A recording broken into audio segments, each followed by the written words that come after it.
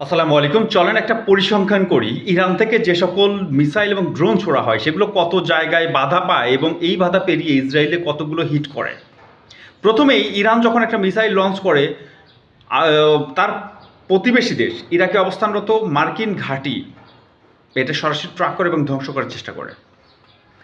এইটাতে বাধা পাওয়ার পরে যেগুলো বেঁচে যায় সেগুলো সৌদি আরবে অবস্থিত মার্কিন ঘাঁটি থেকে ধ্বংস করার চেষ্টা করা হয়।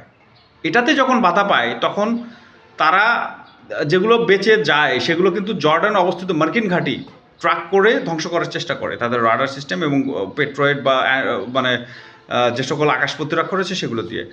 এরপরও যেগুলো ড্রোন বা মিসাইল বেঁচে যায় সেগুলো পারস্য উপসাগরে অবস্থিত মার্কিন নেতৃত্বাধীন ন্যাটোর যে জাহাজগুলো রয়েছে, বিশেষ করে ফ্রান্স, যুক্তরাজ্য, জার্মানি এবং আমেরিকার সম্মিলিত যে জাহাজ এবং জাহাজ বিধ্বংসী বা ক্ষেপণাস্ত্র বিধ্বংসী যে সকল ডেস্ট্রয়ার রয়েছে সেগুলো ধ্বংস করার চেষ্টা করে। এইগুলো ফাঁকি দিয়েও যেগুলো চলে যায় সেগুলো পরে মূলত চূড়ান্ত বাধা, যেটা হচ্ছে ইসরায়েলের 5 স্তরের আকাশ প্রতিরক্ষা ব্যবস্থা। এরপরে রয়েছে মানে পেট্রয়েড,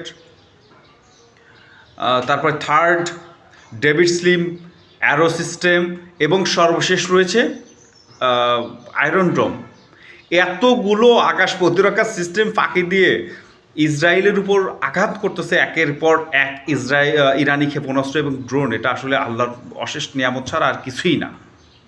আপনি চিন্তা করেন মিনিমাম 8 থেকে 10 জায়গায় বাধাপ্রাপ্ত হয়ে ধ্বংস হওয়ার হাত থেকে বেঁচে তারপরে না ইসরায়েলের মাটিতে আঘাত করতে পারতেছে।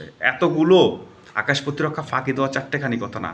অবশ্যই ইরানের টেকনোলজির প্রশংসা করতেই হয়, কারণ যেখানে সবচেয়ে উন্নত রাডার সিস্টেম, উন্নত ক্ষেপণাস্ত্র প্রতিরক্ষা ব্যবস্থা এখানে কাজ করছে, সেগুলোকে ফাঁকি দিয়ে ইসরায়েলের মাটিতে আঘাত করছে। যতগুলো করছে যথেষ্ট করছে। শুভকামনা ইরানের জন্য।